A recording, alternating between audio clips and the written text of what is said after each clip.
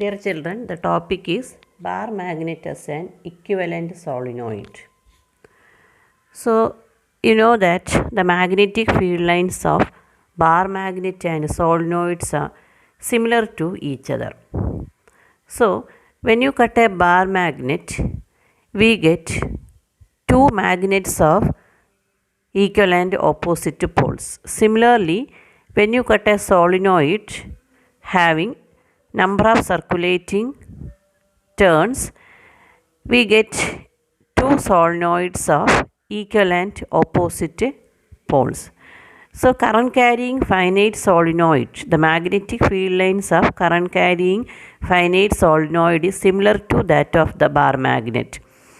Confirm this more clearly, we want to find out the magnetic field line at the axial point of solenoid.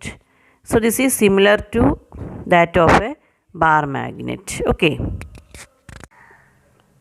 We have the magnetic field to a circular loop at the axial point is B equal to mu 0 n I r square by 2 into x square plus r square the whole raised to 3 by 2. This is studied in the previous chapter. The last chapter, that is the fourth chapter. That is the magnetic field at the axial point of the circular loop. Current carrying circular loop is B equal to mu 0 n I r square divided by 2 into x square plus r square the whole raised to 3 by 2. Where n is the number of turns, capital N is the number of turns and r is the radius and x is the distance of point P from the center of the circular loop. Okay. Similarly, here you want to calculate the magnetic field at P due to the circular element dx, that is at a distance x from the center of the loop. Okay. So, the magnetic field at the axial point P due to the circular element dx is dB equal to, so we can write dB equal to, okay, dB equal. So, here A is the radius of the solenoid and r minus x is the distance of point P from the circular element. Okay. So, r minus x, okay, that means we can say that the point P is at a distance of r minus x from the circular element. Point P is at a distance of r minus x from the circular element. In the previous formula, that means the first formula we studied that x is the distance of point P from the circular element, from the center of the circular element. Similarly, here the point P is at a distance of r minus x from the circular element. Okay. Here n is the number of turns. So, we can write n equal to, here we can write n equal to n dx. Okay. So, small n is the number of turns per unit length into the thickness of the circular element. So, we get the total number of turns in the solenoid. So, we can write this equation dB equal to, okay, dB equal to mu 0 n dx I a square divided by 2 into r minus x the whole square plus a square the whole raised to 3 by 2. Then this is the magnetic field at P due to the circular element dx. So, to calculate the total magnetic field at P due to this solenoid, okay, to calculate the total magnetic field at P due to this solenoid, we should integrate this equation. So, it is very difficult to integrate. So, we are considering to calculate or to simplification, we are considering this solenoid as a, or this bar magnet as a short magnet. So, we can consider for a short magnet, okay, for the simplification of the calculation, we are considering this magnet or the solenoid as a short magnet. So, in that case, we can write R is much greater than L and R is much greater than A. So, that means that this distance, that means point P is at a very large distance from the center of the solenoid. So R is very much greater than this half length of the solenoid, and it is also very much greater than this radius, okay, A. So if R is very much greater than this half length, so this R must be greater than this X, okay. This R must be greater than this X. So we can neglect this X square and A square from this equation, isn't it? So if R is very much greater than L, so R must be greater than this X, and R is also greater than this A. So we should neglect these terms X square and A square. So we can write dB equal to, okay, dB equal to mu 0 n, okay, I dx a square, okay, mu 0 n I dx a square divided by 2 r cube, clear. Then except this dx, all other terms are constants. This n, number of unit, that means number of turns per unit length, then I, then a, r are constants. This dx is changing. So dx is changing from minus L to L. To calculate the total magnetic field at the point P, you should consider that dx is changing from minus L to L. Then you will get the total magnetic field at P due to this solenoid. So you should integrate this equation, okay, that is B equal to, you should integrate this dB. So how we should integrate? You should integrate this equation from minus L to L. So we can write minus L to L mu 0 ni dx a square divided by 2 r cube. So we can write one more equation, that is equal to B equal to, okay, that is, or here that is equal to, we can take the mu 0 n I a square divided by 2 r cube, take it outside. Then we should integrate minus L to L dx, because dx is changing from minus L to L. Okay, dx is changing from, or varies from minus L to L. So we should integrate this dx from minus L to L. Then we can apply the integration. So we can write mu 0 n I, okay, mu 0 n I a square divided by 2 r cube. Then integration of dx, that is x within the limit minus L to L, that is equal to mu 0 n I a square divided by 2 r cube.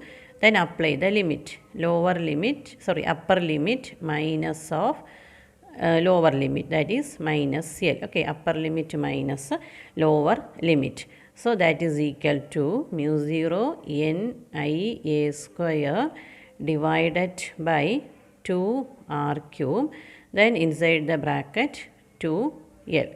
Then we can arrange this equation like this, okay, that is mu 0 n 2L I a square divided by 2 r cube. So what is this n into 2L? That is 2L is the length of this solenoid. So n is the number of turns per unit length. So n into 2L, that is equal to capital N. So we can write here, that is equal to mu 0 capital N, n into 2L, that is the number of turns in the ring, n I a square divided by 2 r cube. Okay, then you should multiply and divide this equation by 2 pi, okay, 2 pi. Then what you will get here, that is equal to mu 0 n, okay, mu 0 into, we can arrange like this, mu 0 n, then 2, okay, 2 I pi a square, okay, mu 0 n 2 I pi a square divided by 4 pi r cube, okay, 4 pi r cube, okay, that is equal to, isn't it, So we can write that is mu 0. Then what is this I into a, pi a square, that is the I into a. Okay, so we can write mu 0 n, isn't it? Mu 0 n 2 I a divided by 4 pi r cube. So what is this NIA? NIA is the magnetic dipole moment. NIA, that you studied in the last class. NIA is the magnetic moment. So we can write that is equal to mu 0, okay, mu 0 by 4 pi, isn't it? Then that is 2 NIA m, okay, mu 0 by 4 pi 2m divided by r cube. This is the total magnetic field at P due to the solenoid. So this magnetic field is same as the magnetic field at the axial point of a bar magnet. Okay, this is the magnetic field at the axial point of the solenoid, that is mu 0 by 4 pi 2m by r cube. So this equation is similar to the magnetic field at the axial point of a bar magnet. So we can say that the bar magnet acts as a solenoid. Okay, clear? Then one more thing, the bar magnet and the solenoid produce the same similar magnetic field. So when you cut a bar magnet, we get two bar magnet of north pole and south pole. Similarly, when you cut a solenoid, we get two solenoids of equivalent opposite poles. When you cut a solenoid, that is current carrying solenoid, we get two solenoids of equivalent opposite poles similar to the bar magnet. Okay. There is some electrostatic analog between electric field and the magnetic field, or electrostatics and the magnetism. So in the electrostatic, electric field is represented by E vector and the magnetic field is B vector. And in the electrostatic medium represented by 1 by epsilon 0, and in the magnetism mu 0. And in the electrostatic dipole moment represented by P vector, and in the magnetism M vector. Then due to a short dipole, the electric field at the axial point in the electrostatic is 1 by 4 pi epsilon 0 2p vector by r cube. Similarly, in the magnetism, the magnetic field due to the dipole, okay, magnetic field at the axial point due to the dipole, due to the bar magnet or the solenoid is mu 0 by 4 pi 2m vector by r cube. Similarly, in the equatorial field, the electric field, okay, electric field at the equatorial point, electric field at the equatorial point is 1 by 4 pi epsilon 0 minus p vector by r cube. Similarly, in the magnetism, the magnetic field at the equatorial point is minus mu 0 by 4 pi m vector by r cube. Then in the electrostatic, the torque is represented by p vector cross E vector, and in the magnetism m vector cross B vector. And the potential energy in the electrostatic is minus p vector dot E vector, and in the magnetism minus m vector dot B vector. So Gauss's law in magnetism. You studied Gauss's law in electrostatics. It states that surface integral of the electrostatic field E vector over a closed surface is equal to 1 by epsilon 0 times the charge q enclosed by the surface.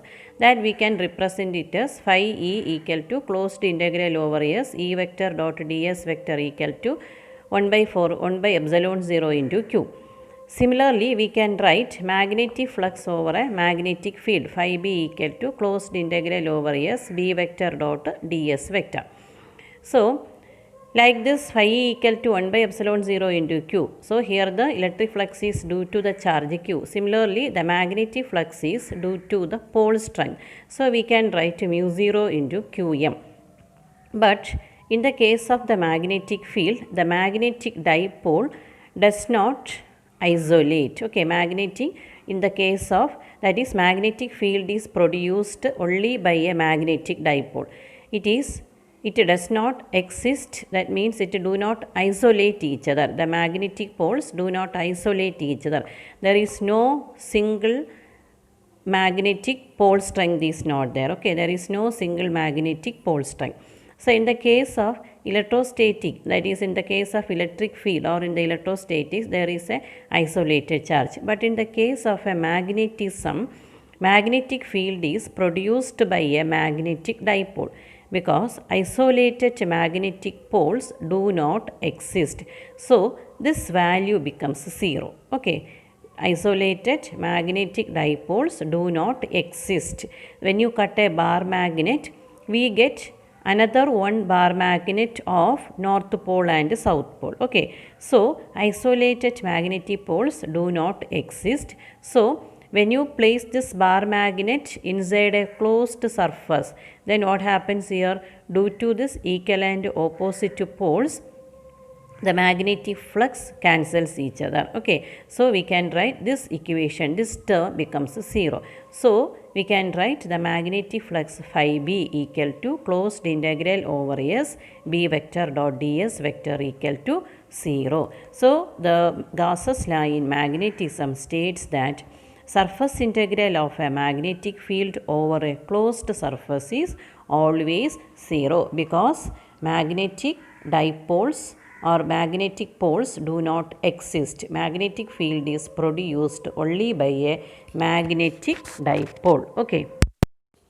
Then unit of magnetic flux, that is magnetic field Tesla, then meter square. Okay, Tesla meter square or Weber. So that is the unit of magnetic flux.